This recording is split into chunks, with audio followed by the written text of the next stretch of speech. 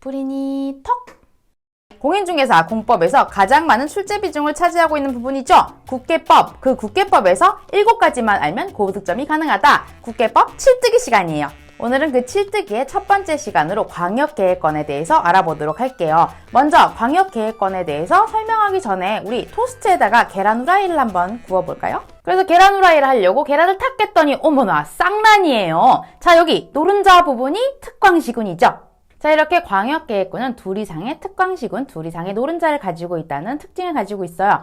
자, 그러면 만약에 노른자 하나만 가지고 다루고 있는 계획이 뭐죠? 그게 바로 도시군 관리계획이죠. 그런데 이 도시군 관리계획의 특징이 뭔가요? 광역계획권에 대해서 이루어지는 광역기본계획과 같은 계획과 달리 이 관리계획의 경우에는 행정적인 강제성을 띠고 있어요. 그래서 행정쟁송의 대상이 되기도 하죠. 그래서 또 다른 주제 하나를 불러와요. 정부에서 강제적인 계획을 시행한다고 하면 거기에 따른 피해를 보는 사람들도 분명히 있을 거예요. 그래서 세 번째 주제는 기득권 보호에 관한 얘기예요. 그리고 이렇게 광역계획권처럼 넓은 범위에 지정되는 것처럼 용도지역의 경우를 빼놓을 수가 없겠죠. 이번에 네 번째 주제는 용도지역 지정특례예요. 다섯 번째로 이 노른자의 일부분만 건드린다. 이게 뭐죠? 지구단위 계획이죠.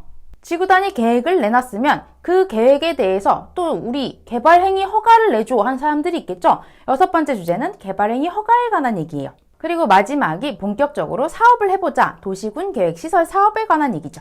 그러면 우리 7뜨기의 첫 번째 주제 광역계획권에 대해서 얘기를 먼저 해보도록 할게요. 그럼 지정 목적이 뭘까요? 광역계획권의 지정 목적은 둘 이상의 특광시군에 대해서 그 전부나 일부의 장기적인 계획을 세우기 위함이에요.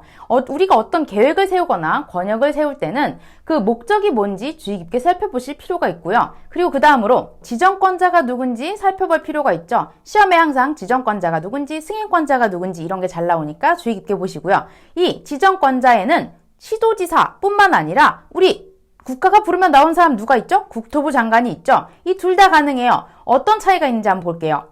예를 들어서 서울특별시와 그리고 성남시는 경기도에 속해 있죠. 서로 다른 시도의 경우에 이게 만약에 같은 광역계획권으로 지정되었다면 이거는 누가 지정해야 되죠? 국토부 장관이 지정을 해야 되는 거예요. 그런데 반대로 생각해서 만약에 같은 경기도 안에 있는 시라면 어때요? 예를 들어서 수원시와 용인시를 한꺼번에 같은 광역계획권으로 묶는다면 이때 지정권자는 도지사가 되어야겠죠. 경기도지사.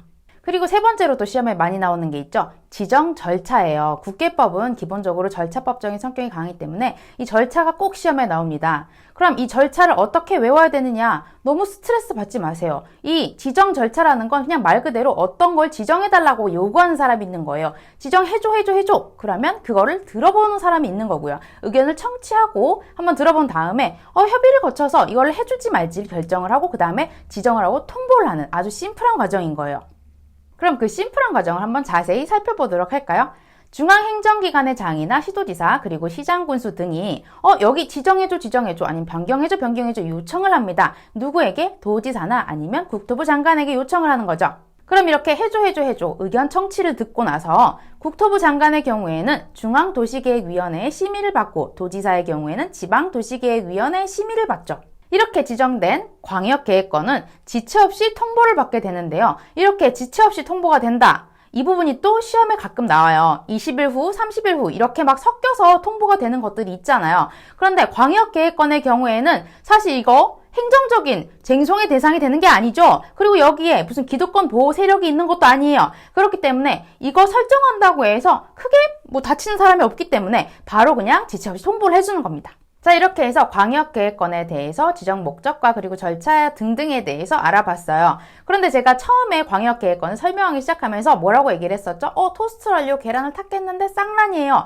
둘 이상 시도에 걸쳐 있다. 이런 얘기가 계속 나옵니다. 그러면 이 둘 이상 시도에 걸쳐 이거에 관련해서 시험에 자주 나오는 부분 하나만 짚고 넘어가도록 할게요. 이 둘 이상 시도에 걸친 광역도시계획권에 세워지는 광역도시계획의 경우에 시도지사가 공동 수립하게 되죠. 걸쳐져 있으니까. 그런데 광역도시계획과 달리 관리계획에는 어때요? 관리계획도 공동 위반하나요? 주의하셔야 될 부분이 공동 위반이라는 건 그런 컨셉 자체가 없다고 생각하시면 돼요. 그래서 이때 누가 나오죠? 국가가 나를 부른다. 국토부 장관이 나오는 거예요.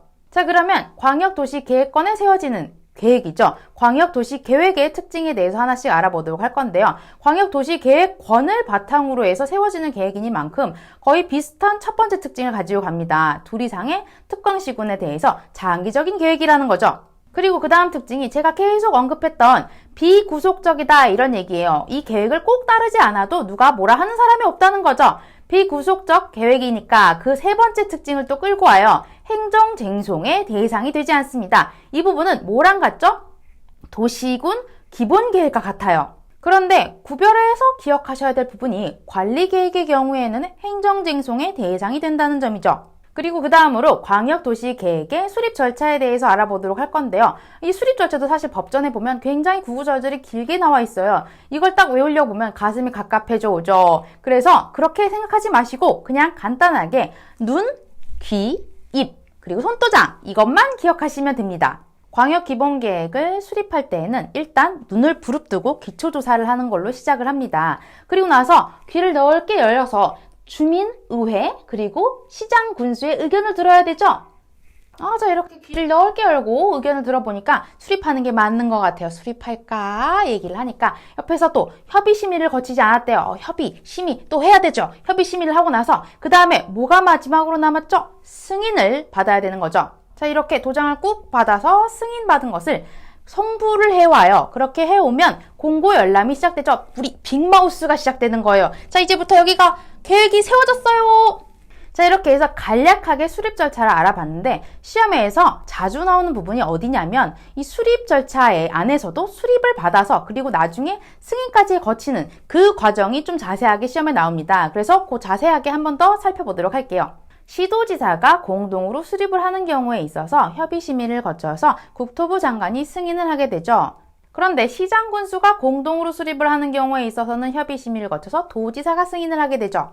그런데 사람들이 다 이렇게 계획대로 살아가면 참 좋을 텐데 시키는 대로 안 하는 사람들이 꼭 있어요. 그래서 만약에 계획을 수립하라고 했는데 3년 내 수립을 안 한 거예요. 이 경우는 어떻게 되죠?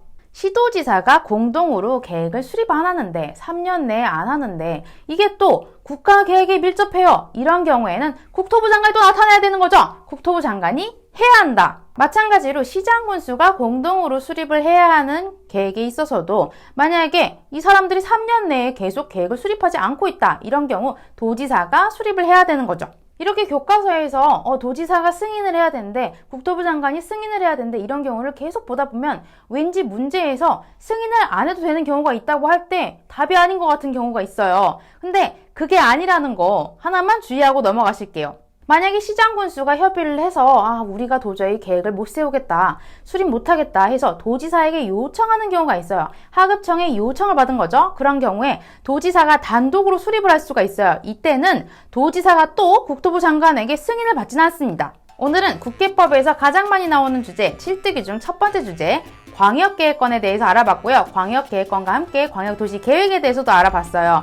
오늘 강의가 도움이 되셨다면 구독, 좋아요 눌러주시고 다음에도 7특위 두 번째 시간에서 만나도록 하겠습니다.